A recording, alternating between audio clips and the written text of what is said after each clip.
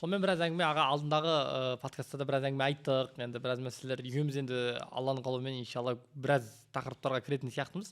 Бірақ ең бастысы халықтың сұранысына жауап беру болғаннан кейін мынау алдыңғы тақырыптардың бірінде осы жастар, олардың мақсаты, олар қалай бай болады деген мәселелерді ойланып едік қой. Енді қазір халықпен араласып, солардың сұрақтарын іздеп келген кезде мен подкастта түсініп жатқаным, көптеген жастарда негізгі екі мәселе бар. Біріншісі жағы бай болу деген нәрсе, яғни материалдық жағдайды дұрыстау, бір элиталы бар, сол элитаның қатарына қосылу деген бір түсінік бар ғой адамдарда. Енді осы элитаға кірген кезде адамдарға ең қатты керек нәрсе отбасындағы тыныштық, немесе бір отбасындағы қолдау. Ол ер адамға да солай, әйел адамға да солай. Сондықтан екінші туындайтын міндетті түрде мәселе жар таңдау. Жар таңдаудан қалай қателеспейміз деген сияқты. Қазір енді менің өзімнің зерттеуімде бұрын бізде сіздердің замандарыңызда деп айтамыз ба, орта аз еді. Бір қазақ тілділер, орыс тілділер деген сияқты ғана, солтүстік, оңтүстік деген сияқты ғана бөлінетінбіз. Қазір әлеуметтік желі дамығалы, Инстаграм, TikTok деген нәрсе дамығалы, бізде қазір бөлініс көбейіп кетті ғой. Неше түрлі әйтеуір дінге де байланысты, дәстүр жағы, руға да байланысты, неше түрлі бөлініп кеттік. Енді өзіңе дәл керек қызды, немесе өзіңе дәл жарайтын күйеуді табу үшін оның түсінігі қандай? Сенің бойыңда оған ред флагтар бар ма, жоқ па? Оның бойында саған ред флагтар бар ма? Қазір ред флаг деген нәрсе шықты ғой, қызыл шекара деген нәрсе. Немесе ол абьюзер болып шықпай ма деген сияқты сұрақтар бір жағы миды ашып жіберген сияқты, бірақ бір жағы жар таңдауды қиындатып жіберген сияқты болып көрінеді да енді. Бұрын енді дәстүр дейміз, басқа дейміз, қазақтың құндылығында ол аталар баратын, келісетін, ол бір оңай дүние сияқты етін. Енді әйтеуір балалар ең соңында ұнайды, мына қыз ұнайды деп келісіп кете беретін деген сияқты. Қазір неге қиындатып жібердік? Шынымен қазір бүкіл адамдар сондай нашар болып кетті ма? Әлде бұл қайта заман дамыған сайын, әлеуметтік желі дамыған сайын бір кездесу, немесе танысу, адамды тану деген нәрсе бір оңай болу керек сияқты еді ғой, мына технология дамыған кезде. Қазір керісінше адамдар бір-бірін танып, ойбай бәрі керемет болды деген кезде ажырасу көбейіп, проблема көбейіп кетіп жатыр.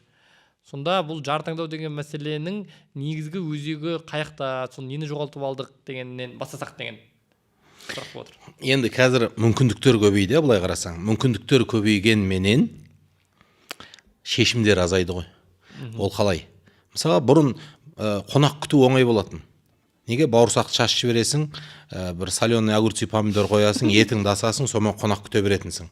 Қазір сен үйтіп күтуге болады, бірақ елдің бәрі басқаша күтіп повар жалдап жатқаннан кейін сен қонағыңды олай күте алмайсың. Өзіміз әуре тауып алдық. Хрустящий баклажан деген салат керек дейсіз ғой. Үйлену де солай. Қонақ күту сияқты үйлену. Былай қарасаң қыз көп, былай қарасаң жігіт көп. Бірақ қадам басып шешім қабылдау, келісу қиын. Неге? Себебі бұрын адамдардың түсінігі бір 4-5 түрлі түсінік болатын. Университет бітіріп диплом алғаннан кейін тұрмысқа шығам. Немесе алдымда ағам бар, сол үйленгесін үйленем деген сияқты бір 4-5 түрлі түсінік болатын, бірақ сөзсіз үйленем деген. Қазір үйленбеу версиясы бар, үйленбей өмір сүре тұру версиясы бар, немесе бір шетелге барып со жақтағы біреумен сожительница, немесе Америкаға барып со жақта бір құжат алу үшін уақытша тұру деген сияқты өзге жыныстағы адаммен өмір сүрудің мың вариант шығып кетті ғой. Сенің баяғы 4-5 түрлі үйлену версиясы кетіп қалды. Демек, бұдан шығатын қорытынды не енді? Бәрібір адам өзінің табиғатындағы нәрсесіне қайтады. Ол табиғатында не? Адам бәрібір ұрпақ өрбіткісі келеді, адал жолменен ағнеке қиғысы келеді, соған қайтады. Сондықтан ауызды қу шөппен сүртуге болмайды. Егер сен жақсы жігіт болсаң, бір жерде жақсы қыз жүр. Егер сен испорченный әбден бұзылып, басыңнан сан түрлі оқиға өткен ұл болсаң, ондай қыз да бар қоғамда. Енді бекерден бекер қасиетті кітаптарда зинақорға, ұрлықшы-ұрлықшыға деп бекер айтылмайды ғой енді. Сондықтан сен дұрыс жігіт болсаң, дұрыс қызды қайдан табам десең, алтын шыққан жерден күміс шығады, күміс шыққан жерден мыс шығады. Жақсы адамдардың ортасынан іздеу керек. Жақсы адамның маңайынан іздеу керек.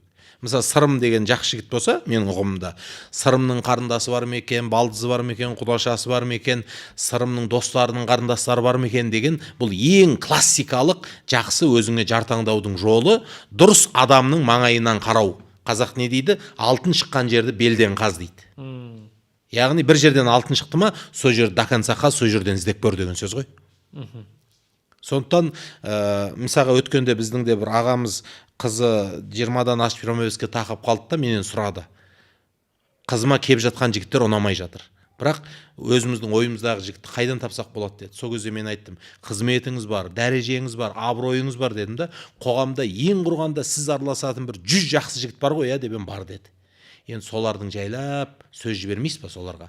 Қызым бойша етіп жатыр, маңайларыңда жақсы адам болса деп жібермейсіз ба дедім да. Жайлап жіберіп еді, шынында сол өзінің достарының арасынан жақсы жігіт келді ғой. Көрдіңіз ба?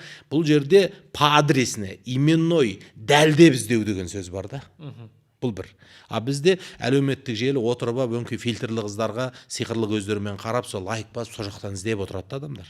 Иә, ояқтан да тауып бақытты болып кетіп жатқандар бар. Бірақ сен бақытты боласың ба? Сондықтан рискісі өте көп. Өйткені ол жерде адамдар негізгі сипаттарымен отырмайды ғой. Иә. Енді дұрыс адамның төңірегінен дұрыс жерден іздеу деген дүние бар. Мысалға енді қара, бір адам кішкене мұсылманшылыққа келді, дұрыс жүреді, шарап ішпеуі мүмкін караоке залдардан ләззат алмауы мүмкін да. Ол қыз қаяқтан танысады? Осының екі жауапкершілігі бар. Бірінші, ол қыздың әкесі, ағасы, тіптен достары оған жақсы жар тауып беруге негізі жәрдемдесу керек. А бізде менің қатысым не, ол өзінің шаруасы ғой деген бір эгоизм бар да. Негіз олай емес. Екі жас бір-бірін тапқан екен. Иә, екі жас. Сондықтан бір жақсы құрбымыз болатын болса, жақсы қыз болатын болса, соған негіз уайымдап, бір дұрыс жерлерде дұрыс әңгімелер айтып, дұрыс адамдармен байланыстырып жіберуге тырысу керек. И сол міндетті түрде өзің бір нәтижесін алып келеді. Енді мына нәрсесі қызық маған. Мысалы, жаңағы қазақтың қара өлеңінде айтады ғой. Бұйыртса дәм татармыз шай қайнаса, жүйріктің бойы қызар айғайласа. Өтпейді тамағымнан ішкен асым, перизат үйде жатып қай қойласа дейді. Енді бұл мағынасы жаңағы тыныштық болса, шай қайнаса дәм татамыз. Егер сол шай қайнап тұрса, жақсы үйдің бабы тыныш болса, мен алдыға шабам деп тұр ғой, жүйріктің бойы қызар айғайласа дейді. Енді неге ол нәрсе тыныш болса бәрі дұрыс болады? Ал енді өтпейді тамағымнан ішкен асым, керісінше перизат үйде жатып қай қойласа. Яғни әйел тыныш болмаса, осы ең басты нәрсе әйелдің бақыты. Әйел бақыты болса, ер адам да бақыты болады деген түсінікте болған екен да біздің бабаларымыз. Енді қазіргі кезеңде өкінішке орай керісінше, қазір еркектің барлығы абьюзер, қазір ер адамның барлығы әйелді жағы тиран, әйелді қинағысы келеді деп біздің қазақтың бір қалыптасқан дәстүрі сияқты ма, бір әйелді бір қатты ұстау деген нәрсе бір қалыптасып кеткен. Сондықтан қыз балаларды кейде қазір күйеуге шығудан қорқатын деңгейге кеп қалды. Немесе сол өзінің күйеуіне жаңағыдай арызданатын болғаннан кейін ер адамдар да сақтанып, ертең құрсын бір қызға жалпы қалай қараймыз, ала аламыз ба, ертең ол менің үстіме арыз жазып жібере ма деген сияқты бір қауіптер пайда болды. Және қызығы бір-бірімізбен қанша жыл жүрдік деген ұғым бар. Жігіт қыз жігіт болып 7 жыл жүрді, 9 жыл жүрді, 9 жылдан кейін үйленді деп атады ғой. Мысалы 30-да үйленетіндер бар, 38-де үйленетіндер бар. Қыз жігіт болып жүру деген нәрсе бар да, былай қарасаң. Бірақ сонда да жаңағы жігіт абьюзер болып шығып жатады. Сонда да жаңағы жараспай ажырасып кетіп жатқан 9 ай жүріп, 9 жыл жүріп үйленіп, 9 айдан кейін ажырасып кетіп жатқан адамдар бар да.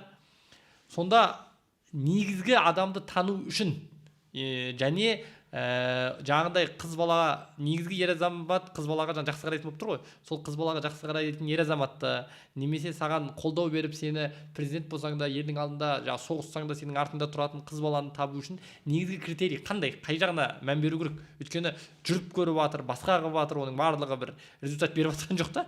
Былай қарасаң, адамды тұрып танимыз, жүріп танимыз деп жатыр, бірақ ол танымай жатыр. Негізі қалай таниды? Ең бірінші кезекте адам өзінің ішкі құндылығына сәйкес адамды іздейді. Сен мысалға караоке айтатын болсаң, караоке айтатын қызды табасың, бірге караоке айтып ары қарай сырласасың да. Немесе бизнесі бар қыз болса, бизнес туралы сөйлесесің. Кедей жігіт болсаң, қыздан ақша сұрайсың дегендей. Өзің темаң сыртқа шықпай тұрмайды ол. Шығады. Сондықтан қыз бала менен біздің қоғамда қарым-қатынас жасаған кезде ең басты нәрсе бізде ұнату, махаббат болып тұр ғой. мысалға мен кейбір қыз балаларға айтам, сен бір жігіт саған келе бастағанда сен махаббат туралы әндерді тыңдай бастайсың. Қайрат Нұртас бола ма, Калифорния бола ма, Мирас бола ма, солар тыңдай бастайсың. Қолымнан ұста деп бастайсың. Тыңдай бастайсың да сен ішкі дүниеңдегі туындаған сезімді үдетіп үрлейсің. Ол жігіттен сен ақ бұлттан жасап алдым дегендей, сен ол жігіттен идеал жігіттің кәдімгі образын жасап аласың, біраздан кейін ондай болмай шығады, ең соңында өзің жарадар болып жаның ауырып қаласың. Сондықтан мынандай бір қағида бар да өзі. Мысалға кез келген ота дейміз ғой, операцияның алдында сенің давлениеңді өлшейді. Кез келген отаның алдында сенің бүкіл анализдарыңды алып, содан кейін барып саған ота жасалынады. Үйлену де сенің өміріңде бір ота жасалғандай үлкен бір оқиға да. Соның алдында адамның жүрегі тыныш болу керек. Соның алдында адам суық ақпараттармен қарулану керек. Адам бір-бірі жайында суық анализдер болу керек. Біз өкінішке орай операцияға давлениемен кіріп кеткен сияқты, кесарево анализін тапсырмай кіріп кеткен сияқты, біз эмоциялардың жетегінде үлкен шешімнің есігінен барып кіріп кетеміз. Өмірлік шешім ғой енді ол. Сондықтан мысалға ең бірінші өліп талып тұрсаң да, ол қыз ұнап тұрса да, ол жігіт ұнап тұрса да, барынша сезімді тартып ұстауға тырысу керек. Өйткені сезімнің жетегінде арзан сезім кергенге абай бол әсте көкемай, екеу боп шығып серуенге, үшеу боп қайту оп-оңай дейді Қадыр Мырзалиев. Екеу боп шығып серуенге, үшеу боп қайту оп-оңай. Біраздан кейін аборт жасату керек болуы мүмкін да.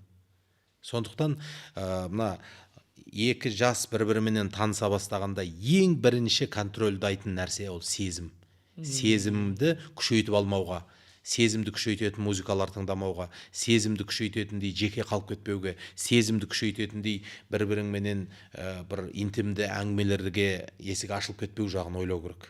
Өзінен әнде де айтады ғой, сезімді қайтем тулаған деп, сол тулаған сезімді тізгіндеп несе керек дейсіз ғой. Өйткені сенің сезімің басылады, біраздан кейін өмірдің шынайы бейнесімен бетпе-бет қалған кезде өмір басқаша сый ұсынады саған. Мәселен, мен өзімде үйленгенде әйелімді өте жақсы көрдім, қыз баланы өте жақсы көрдім, бірақ оңаша қалмауға, оны сағынған кездерде құлағыма наушник киіп музыка тыңдамауға тырыстым. Өмір сүрдім кәдімгідей. Зерттеулеріме айналыстым. Анасы кім, әкесі кім, ортасы кім, құндылықтары қандай, сол құндылықтар туралы сөйлесуге тырыстық. Қайда оқуға түскің келеді, бүгін не істеп жатсың, жалпы көңіл күйіңді не қуантады дегендей. Негізі осы мүдде құндылық біріктіреді ғой. Сол мүдде құндылық деген нәрселерменен не қылдық. Шынында мен қатты шатасқан жоқпын, ол кісі де шатасқан жоқ. Қазір 30 жылға таяу өмір сүріп жатсақ та, сол кездегі шешімдеріміздің, бір-бірімізге деген қарым-қатынасымыздың дұрыс болғанына күн сайын көз жеткізіп жатырмыз. Жемісін көріп. Сондықтан мынау ғашықтық деген нәрсе адамның көзін байлап тастайды ғой. Сол нәрседен барынша байқау керек. Кейін жарайды, некең қиылып, тұрмысқа шығып, бір-бірің үйленгеннен кейін сыртта жүрсең ғашық болып сағына бер, бір-бірің жайында кітап жаз, бір-бірің жайында не істесең оны жаса, бірақ ол кезде бәрі адал. Болар іс болды, бояу сіңді. Романтика үйленгеннен кейін басталады дейсіз. Сондықтан ең маңызды жігіт қызды, қыз жігітті табам деген кезде қаяқтан табасың? Тұлғаның төңірегінен табасың ғой. Тұлғаның төңірегінен іздейсің. Бірақ мынандай да бізде қате түсініктер бар да. Мысалға, өзі жүріп бүлдірмеген бәлесі жоқ, бәрін не қылады да, бір таптаза қызды ала салғысы келеді. Ол Алла әділ ғой, ол біраздан кейін бәрібір сен оны кірлетесің ол қызды. Немесе ол қыз саған лайық болмай ортаң ажырап кетеді. Сондықтан ол таза қыз іздеме деген сөз емес, адам тәубеге толық келу керек. Қандай жолдан шықсаң да адам тәубеге толық келсе, Алла өзі-ақ таптаза қызды нәсіп етеді. Немесе сондай жаңағы неше түрлі кальянның ортасынан шыққан не бір қызық дәурендерді басынан өткерген қызда бір бай, ақ көңіл, жақсы жігітке шығып кеткісі келеді. Шығып кетуі мүмкін, бірақ көп ұзамай маскалар шешіледі ғой. Сондықтан ең бірінші кезекте адам Алланы алдамау керек, өзін алдамау керек. Алланы алдамау деген кез келген қателігіне Құдайдың алдында толық тәубе қылуың керек. Толық тәубе деген шын өкіну керек. Кешірім сұрау керек, Алладан қайталамау керек. Одан кейін өзіңді өзің алдамау керек. Өзіңнің шынайы бейнеңді білуің керек. Өзің кімсің, өзің қандай адамсың, және соған сай өзіңнің жартыңды табуға тырысу керек та. Мысалға өткенде маған бір ағамыз айтып жатыр да, енді Мұхамеджан, мына баламыз кішкене бұзықтық танытып, сол біраз нәрсені бүлдіріп жүр, ойнап кетіп жатыр, үйтіп кетіп жатыр, бүйтіп кетіп жатыр. Соған бір жақсы қыз табуға көмектесші, мынаның кішкене аяғын байлайық деп ек дейді да. Сонымен ағам айтып жатыр, мен аға обал ғой енді. Өзің Фатима сияқты қызды іздесең, өзің Әли сияқты жігіт бол деген сөз бар да. Мысалға, әсіресе мына кеңестік қоғамнан шыққан біздің ата бабамыздан ұмытылған бір нәрсе бар да. Біз қыздың пәктігі жайында айтамыз да, бірақ жігіттің төсегінің тазалығы жайында айтпаймыз да.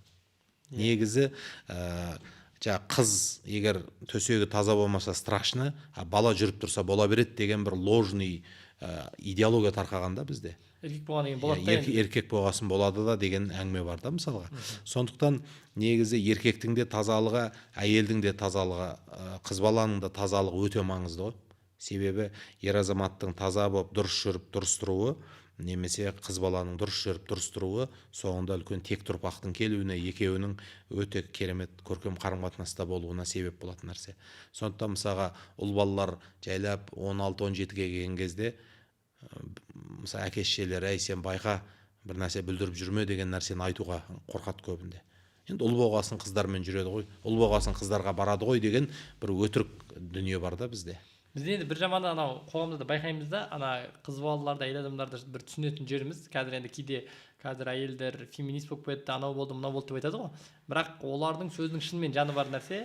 Бізде қоғамда білмеймін, ұл бала дүниеге келсе, шаңырақтың иесі келді, бұл болашақ мұрагер деген сияқты оған бір ұл бала мықты болсын деген ниет шығар енді. Бірақ ар жағында бүкіл жауапкершілікті мойнынан алып тастап, ал енді қызға келген кезде сен ертең күйеуге шығасың, сен таза жүр деген сияқты қызға жауапкершіліктің бәрін итеріп, ұл баланы бірден жауапкершіліктен бір босатып тастайтын психология бар да. Содан енді ана балада бізде енді ер азаматтарда енді өзіміздің қатарларымыз болды, басқа болды.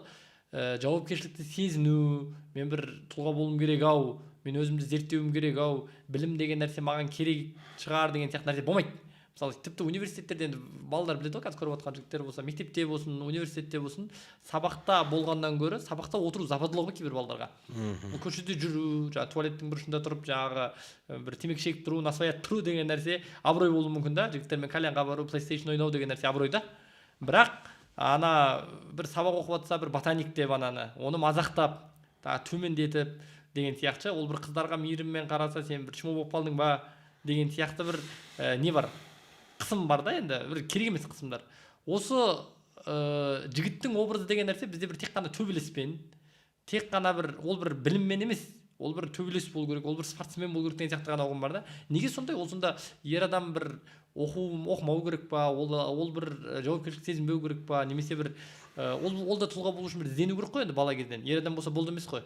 Неге осы пікірінде осы қаяқтан шықты дегенім ғой. Ол бізде тарихтан десең оған келмейді. Енді ер азаматтың ер азамат үлгіге қарайды ғой.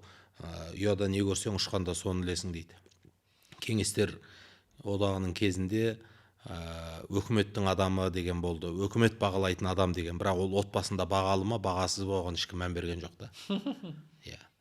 Мысалға мектеп директорынан қорқуы мүмкін, бірақ әкесінен именбеуі мүмкін деген дейді.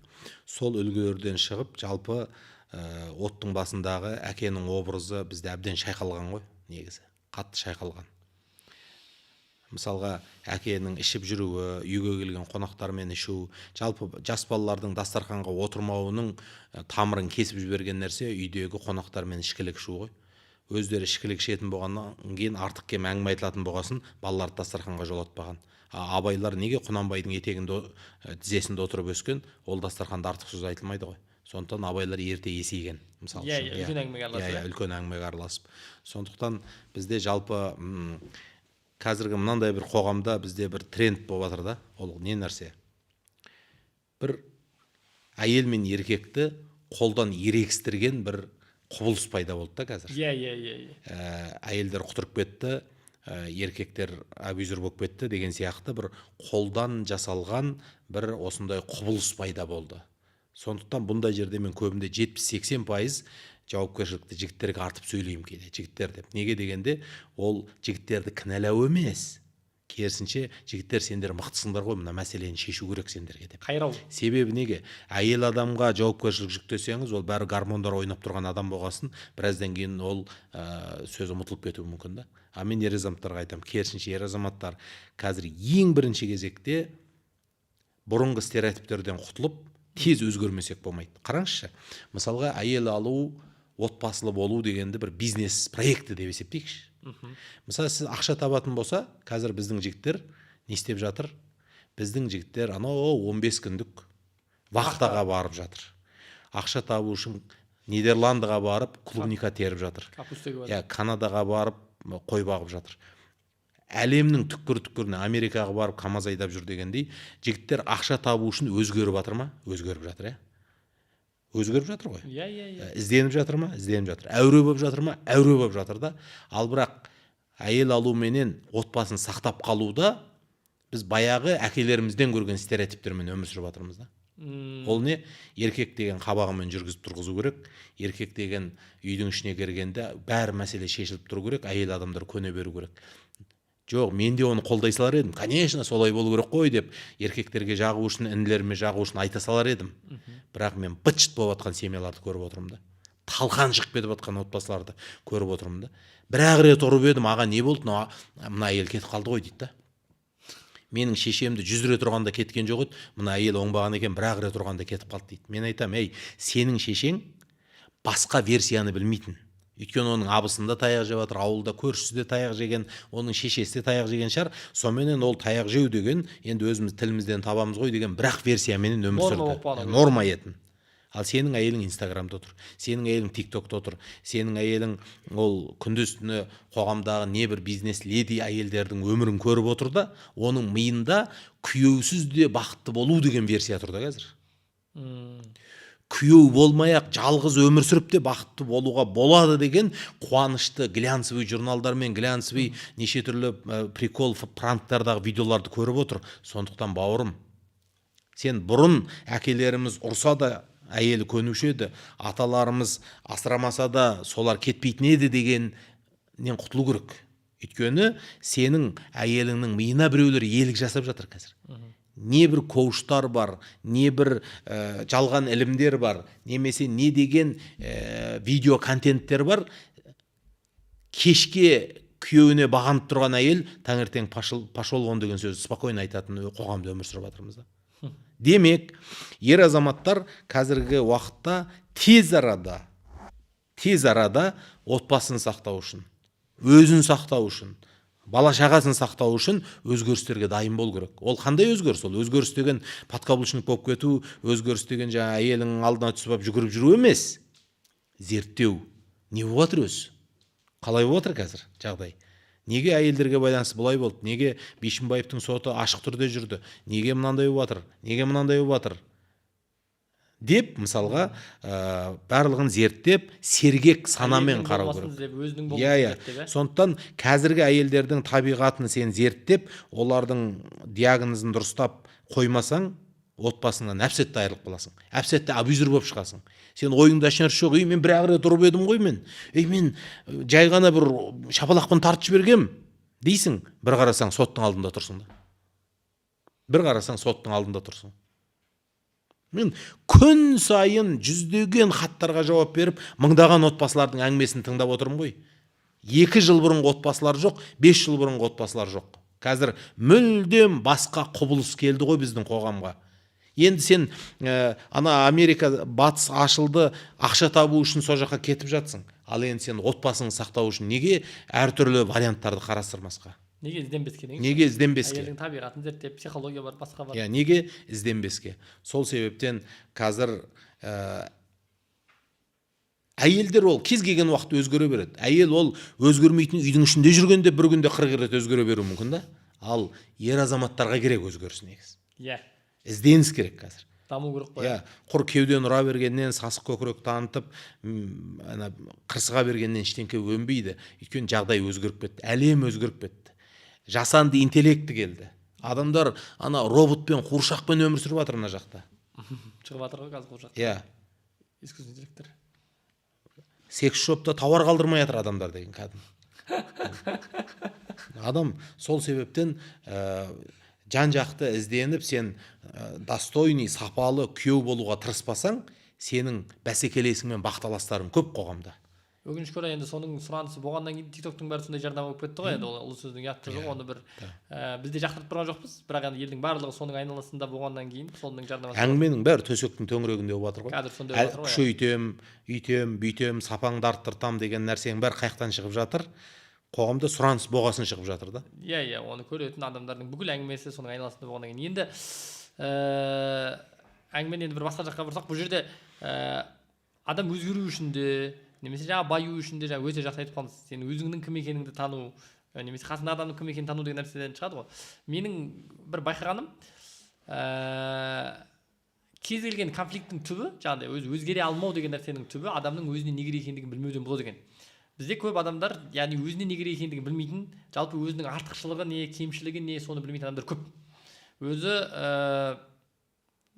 қалай айтсақ болады, үлкен тұлға болу үшін, өзі Алла тағала жануарларды жаратқан кезде де олардың ерекшеліктерін сыртына берген ғой. Аспандағы құсты ешкім суға батырып жүзіп үйретеміз демейді. Өйткені ол аспанда мықты екендігі көрініп тұр. Судағы балықты бір жайлап аспанға ұшып үйретеміз деп аспанға лақтырып жатқан ешкім жоқ. Өйткені ол жүзетіндігі көрініп тұр. Ешкім бегемотты бір жылқының бәйгесіне қоспайды деген сияқты әрқайсының өзінің артықшылығы бар. Енді супер күші бар деген сияқты да.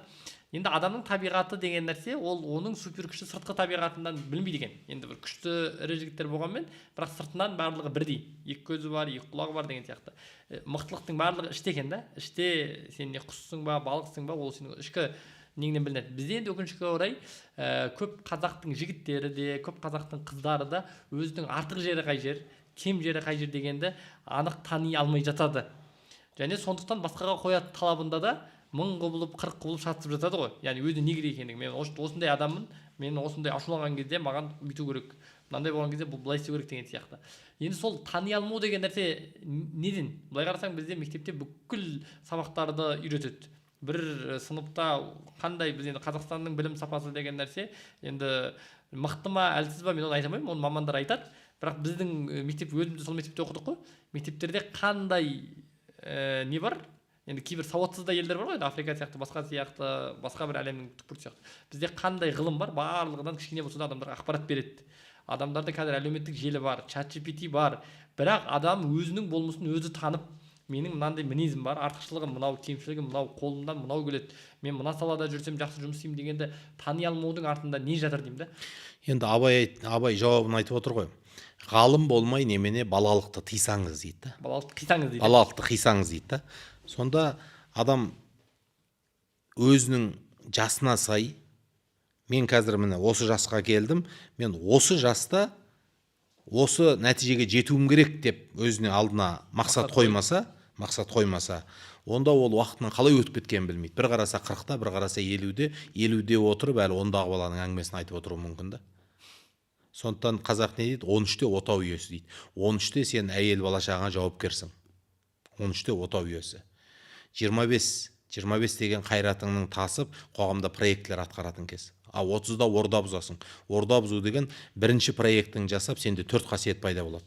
Орда бұзғанның қазақта 30-да орда бұзу деген 4 қасиет. Ең алғашқы молынан ақша таптың, үй салдың, отбасың сенен риза, және мәмілең менен үлкен достарың бар. Ол мүмкін ағалар болуы мүмкін, інілер болуы мүмкін.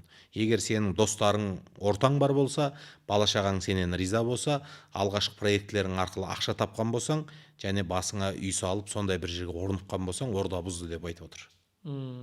Ал 40-та қамал алу ол елдік деңгейге жету. Ел сені мойындай бастау, маңайың мойындау. Ал 50-де ел ағасы деген, қай жерге барсаң да, қай қалаға барсаң да, сенің орның бар деген сөз ғой. Ел ағасысың. Жөнің бар. Сондықтан біздегі қазіргі профориентолог деген мамандар шықты ғой негізі.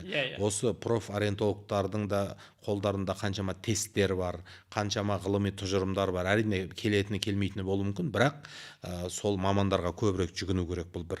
Екінші, белгілі бір салада үздік болған адамдарға жақын болуға тырысу керек.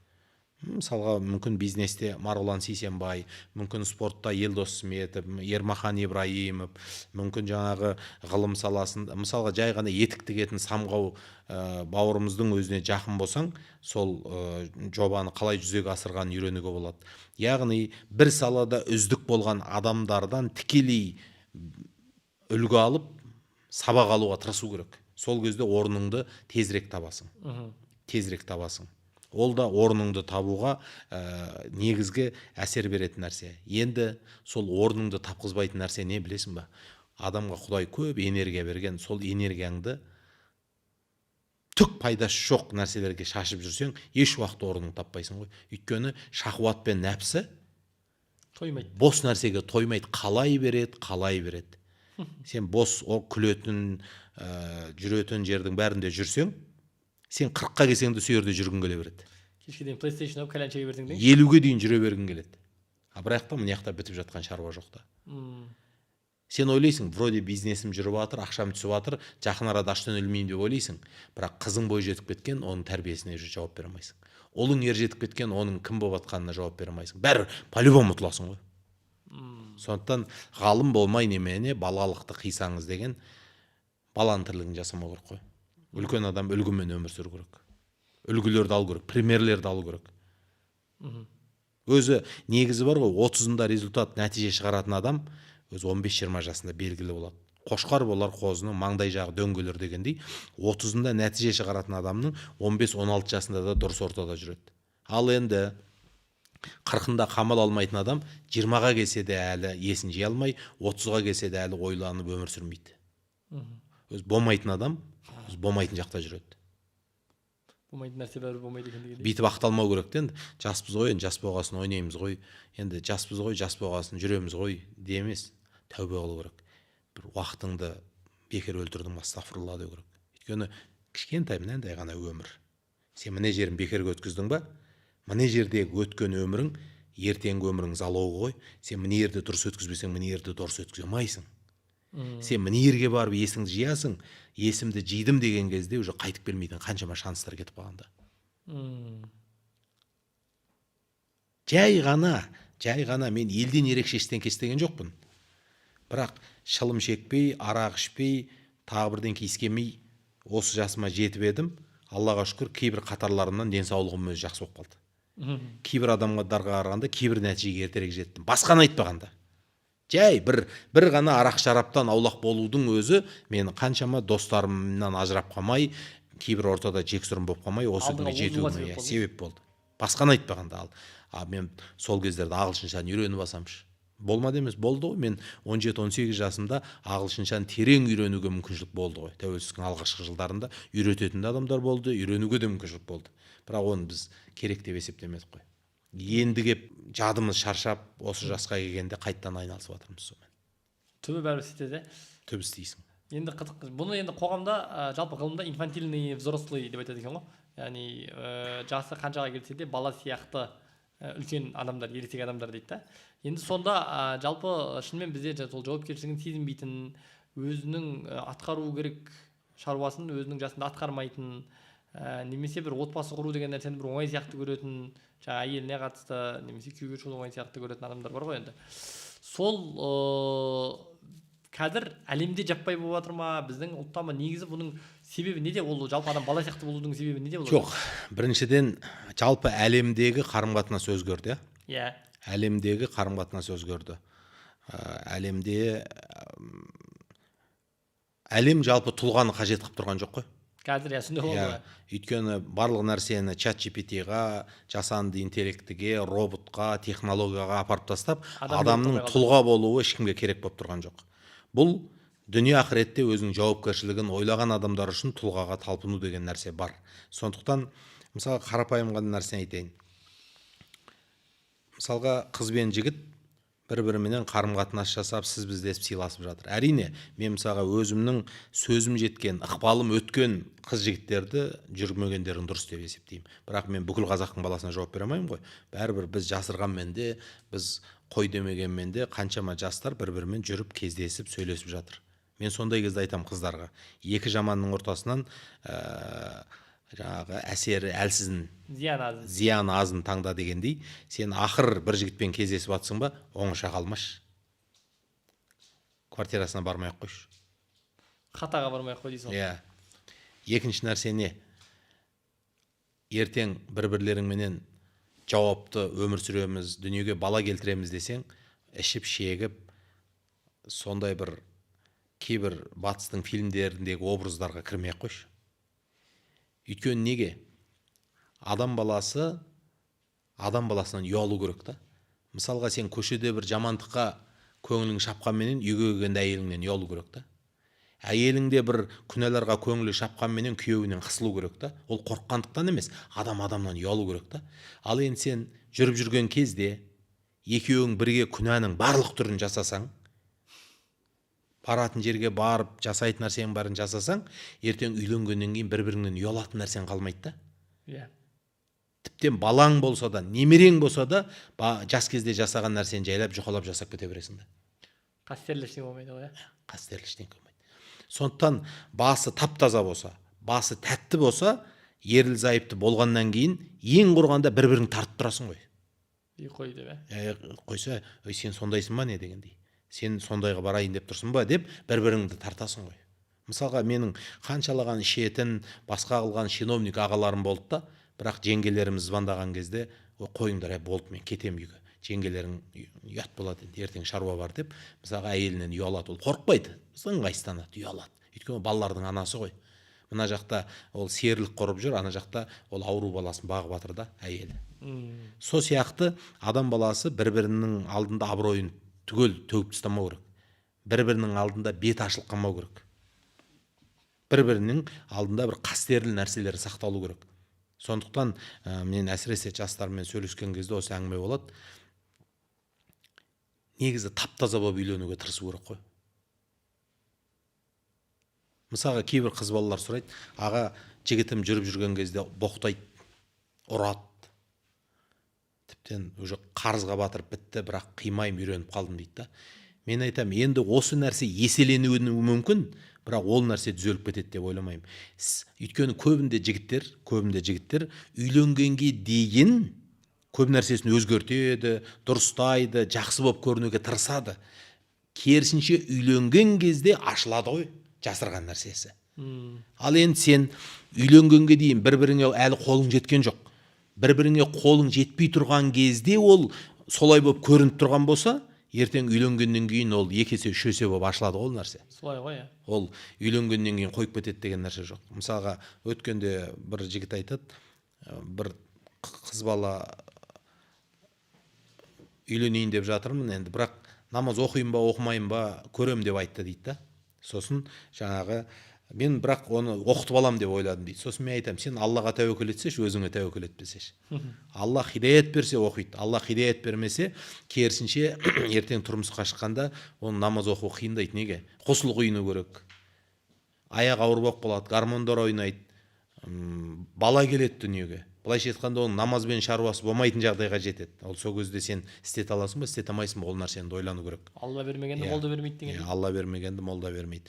Сондықтан ақыр әйелімді намаз оқытам дедің ба, енді намаз оқыған қызды алсашы енді. Иә. Жарайды, енді намаз оқымағанды алдың, бірақ шанс бәрі аз деймін да. Өйткені неге дегенде бағанағыдай Алла хидаят берсе, ол сен айтпасаң да оқып кетеді. Ал енді Алла ол нәрсені қаламаса, керісінше үйленгеннен кейін оны оқудың мүмкіншілігі, ықтималдылығы азая береді. Өйткені тұрмыс бір-біріңе бетің ашылады, үйренесің дегендей ғой енді. Сондықтан қазіргі кез неге үйлену маңызды? Қазіргі кезде неге тұрмысқа шығу маңызды? Себебі сені пайдаланып кеткісі келетін, сені қорлағысы келетін, сені қарызға тығып кеткісі келетін, немесе сені қандай да бір мүддесіне пайдаланып кеткісі келетін адам көп та. Ал саған қорған керек, саған серік керек, саған сырласатын, саған мұңдасатын, сен басыңды иығына қойып, ол саған көзіне көзіңді салап, бір-біріңе сен менікісің, мен сенікімін, екеуміз бір-бірімізге ең жақын адамбыз дейтін адам керек. Басқа кезде де керек болған, қазір тіптен керек. Ерлі зайыптылар бір-бірінің бетіне қарап отыратын адамдар емес дейді. Екеуі бірігіп бір бағытқа қарайтын адамдар дейді да. Екеуің бірігіп бір бағытты, бір мүддені, бір миссияны қарап отыратын адам болу үшін де үйленуге асығуымыз керек. Мен қайсы бір жылы мына кітаптың ішінде осыны жаздым. Енді айтуға болады, кітаптың ішінде жаздым. Лондонға бардым. Сол жерде бір парламенттегі лорд Ахмад деген ағамызбен сөйлесіп отқанда, біз парламенттен дейді, қазір көп ақша бөлдіртуге жұмыс жасап жатырмыз дейді да, мына ағылшын үкіметіне. Не нәрсеге ақша бөлдіртейін деп жатсыздар десем, қыз тұрмысқа шыққан пайдалы, ол үйленген пайдалы. Үйленіңдерші, тұрмысқа шығыңдаршы деп, соның пайдасын пропаганда насихаттайтын жобаға ақша бөлгізіп жатырмыз дейді. Екінші жобаларыңыз не десем, енді үйленгеннен кейін бір шаңырақтың астында тұрыңдаршы, бөлек тұра бермеңдерші деген насихаттайтынға бөліп жатырмыз дейді. Сөйтсе үйленіп алып бөлек тұра береді екен да. Үшінші жоба не десем, үшінші жоба үйленіп бір шаңырақтың астында тұрдыңдар ма, енді дүниеге сәби келсінші, сәби келген сұмдық пайдалы, барлық жағынан, экономикалық, рухани, психологиялық жағынан пайдалы деген насихатқа ақша аударып жатырмыз дейді. Егер біз осы бетпен осы ізгілікке шақырмасақ, қоғамда ізгіліктің тарқауына, отбасылық, ұлттық құндылықтарымыздың насихатталуына жұмыс жасамасақ, мүмкін 20, 30, 40, 50 жылда біз де тура солар сияқты, айналайындар, үйленіңдерші, үйленген деген керемет нәрсе. Я болмаса үйленсеңдер бір үйдің астында тұрыңдаршы. Біз қазір енесімен тұрғызамай, келіндерді енесімен тұрғызамай, атасымен тұрғызамай қиналып жүр ғой адамдар. Ертең күйеуімен тұрғызамайтын күндер келеді.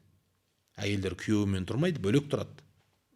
Өз итімен тұра береді, сосын сенбі жексенбіде ма қай бір сондай уақытта ғана келіскен күні кездесетін жағдайға бара жатыр қазір, соған бара жатыр қоғамда. Көзіміз көріп отыр ғой. Өйткені бізде сол мақсатты түсінбегеннен сияқты ғой. Бізде бір үйлену деген нәрсені бір физиологиялық қажеттілік сияқты ғана қарастырып жатыр да қазір, өкінішке орай. Негізі өзі өмірдің басынан қарасаң, адамның көп адамдардың сонда өмірі мәнсіз өтіп кетеді ғой. Егер бүкіл өмірің жаңағы дәретханамен дастарханның арасында, сосын тек қана белдің қажеттілігі, елдің емес, әйтеуір белдің, тамақтың қажеттілігі, қарынның қажеттілігінің арасында өтсе, ол бір мәнсіз өмір ғой. Енді былай жастарға былай түсіндіруге болатын сияқты. Өмірде енді бұл қарапайым ойын ретінде қарасаң, бүкіл әлем екіге бөлінген. Не жақсы адам, не жаман адам. Сен бірінші соны таңдайсың. Жақсы адам боласың ба, жаман адам боласың ба? Әлбетте көбісі жақсы адам болуды таңдайды. Ешкімнің ата-анасы баласын жаман болсын деп жатқан жоқ. Жақсы адамдар деген дұрыс деп айтып жатыр.